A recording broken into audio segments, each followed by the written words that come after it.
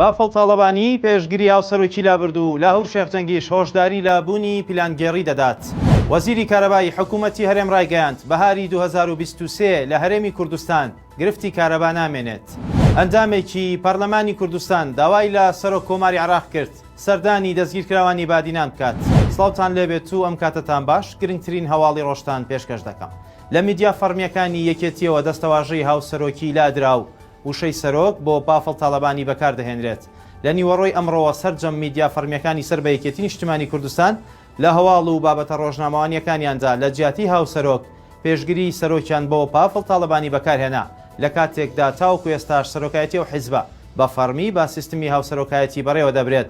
هاوکات لە پەیجی فەرمی بافڵ تاڵەبانی لە تۆڕی کۆمەڵایەتی فەیسبوک وشەی هاوسەرۆک سراوەتەوە و وشەی سەرۆک لە جێگەی دانراوە. ئەوەش وەک ئاماژەیەک بەنەمانی سیستمی هاوسەرۆکی لە ناو ئەو حیزبە لێک دەدرێتەوە. لە چەند ڕۆژی ڕابردوودا کێشەکەوتە نێوان هەردوو هاوسەرۆکانی یەکێتی و ئاڵۆزی لێکەوتەوە و کارگەیشتە جوڵاندنی هێز و ئەگەری پێکدادانی سەربازی لە نێوان بافڵ تاڵەبانی و لاهور شێخجەنگی هاوسەرۆکانی ئەو حیزبە. لاهور شێخجەنگیش لە میانی پێشوازیکردنی لە حەیدەر عەبادی سەرۆکی هاوپەیمانی نەسر ئاماژەی بۆ ئەوە کرد کە پێویستە مامەڵەکردنێکی حەکیمانە هەبێت لەسەر ئەو پیلانگێڕیە ناوخۆیی و دەرەکیانەی کە ڕوبەڕووی هەرێمی کوردستان و یەکێتی بووەتەوە. وەزیری کارەبای حکوومەتی هەرێم ڕایگەیاند بەهاری 2023 لە هەرێمی کوردستان گرفتی کارەبا نامێنێت. کەمال محەممەد وەزیری کارەبای حکوومەتی هەرێم بەدەنگی ئەمریکای وتووە ئەگەر هاوڵاتیان پارەی قەرزی کارەبا بدەن و سوتەمەنی بەردەست هەبێت ئیتر ئێمە هیچ کێشەی بەرهەمێنانی کارەبامان نییە. باسی لەوەش کردووە نزیکەی تریلیۆنێک و 298 ملیار دینار قەرزی کارەبا لای هاوڵاتیانە. وەزیری کارەبای حکوومەتی هەرێم و تووشێتی با هاوڵاتیان نیوەی ئەو پارەیە کە لایەنە بیدەنەوە حکوومەت بۆ ئەوەی وەزارەتەکەی بتوانێت خزمەتی زیاتری هاوڵاتیان بکات. ئەموتانەی وەزیری کارەبای حکوومەتی هەرێم لە کاتێکدایە چەندین ساڵە بەرپرسانی حیزبی و حکومی ساڵانە بەڵێنی چارەسەرکردنی کێشەکانی کارەبا بە هاوڵاتیان دەدەن و تاوکو ئێستاش چارەسەر نەکراوە. ئەندامێکی پەرلەمانی کوردستان داوای لە سەرۆک کۆماری عێراق کرد لە دۆسیەی دەستگیرکراوانی بادیناندا بە خێرایی بێتە سەر هێڵ و سەردانی دەستگیرکراوان بکات. شایان عسکەری ئەندامی پەرلەمانی کوردستان لە فراکسیۆنی گۆڕان لە پەیامێکدا ڕایگەیاندووە ئەمڕۆ لە دادگا بینیمان کە دەستگیرکراوانی بادینان تەنها یەک تۆمەتیان لەسرە، ئەویش ئەوەیە کە کاندید و ئەندامی هاوپەیمانی دیموکراسی و دادپەروەری بوون. ئەو پەرلەمانتاری گۆڕان تکای لە بەرهەم ساڵح سەرۆک کۆماری عێراق کردووە ڕاستەوخۆ بێتە سەر هێڵ و سەردانی دەستگیرکراوان و کەس و کاریشیان بکات. ئەمەش لە کاتێکدایە ماوەی 11 مانگە 5 ڕۆژنامەنووس و چالاکوانی دەفەری بادینان بە تۆمەتی کارکردن بۆ سەرۆکوەزیران و سەرۆک کۆماری عێراق دەستگیر کراون و ئەم ڕۆژ بۆ دووەم جار لەلایەن دادگای هەولێرەوە دانیشتنی دادگای کردنیان دواخرا.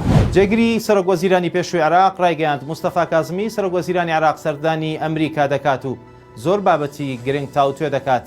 بەها عەرەجی لە تویتەری خۆی نووسیوێتی سەردانەکەی کازمی بە مەبەستی کۆتایی هاتنە بە خشتەی کشانەوەی سەربازانی ئەمریکا لە عێراق و کۆتایی هێنان بەو مەلەفە. عەرەجی باسی لەوەش کردووە هەر جۆرە گرژیەکی نوێ لەگەڵ ئەمریکا لەسەر خاکی عێراق کاریگەری دەبێت بۆ نەکشانەوەی ئەمریکا لە عێراق. ئەوەش لە کاتێکدایە سەرۆک وەزیرانی عێراق مانگی ئابی ساڵی ڕابردوو سەردانی ئەمریکای کردو لەگەڵ گەورە بەرپرسانی ئەو وڵاتە گفتوگۆی پەیوەندیە دوو قۆڵیەکانی نێوان بەغدا و واشنگتن و هاوکات پتەوترکردنی هاوکاریە هاوبەشەکانی نێوان عێراق و ئەمریکا کرا. ئەندامە کۆماریەکانی ئەنجومەنی پیرانی ئەمریکا فشاریان لەسەر سەرۆکی وڵاتە دروست کردووە بۆ وەڵامدانەوەی هێرشی گروپە چەکداریەکانی عێراق. ڕۆژنامەیەکی ئەمریکی ئاشکرای کردووە جۆ بایدن گوشارێکی زۆری ئەندامە کۆماریەکانی ئەنجومەنی پیرانی لەسرە بۆ ئەوی وەڵامی ئەو هێرشانە بداتەوە کە لەلایەن گروپە چەکداریە شیعیەکانی لایەنگری ئێران دەکرێتە سەر بەرژەوەندیەکانی ئەمریکا لە عێراق. ڕۆژنامەی پۆلۆتیکۆی ئەمریکی لە زاری سیناتۆر جیم ئینهۆتی ئەندامی لیژنەی هێزە چەکدارەکان لە ئەنجومەنی پیرانەوە بڵاوی کردوێتەوە نابێت بە هیچ جۆرێک لەو گروپ و میلیشیانەی سەر بە ئێران خۆش بن کە هێرش دەکەنە سەر بەرژەوەندی و هێزەکانی ئەمریکا لە عێراق. ئەوش لە کاتێکدایە هەر بە پەیزانیاریەکانی ڕۆژنامە ئەمریکیەکە گروپە چەکداریە شیعەکانی لایەنگری ئێران لە سەرەتای ئەم ساڵەوە 49 هێرشیان کردووەتە سەر بەرژەوەندیەکانی ئەمریکا لە عێراق کە لە چوارچێوەی هاوپەیمانی نێودەوڵەتیدا 2500 سەربازی لەو وڵاتە جێگیر کردووە. هەر شاد بن، خواتان لەگەڵ بێت.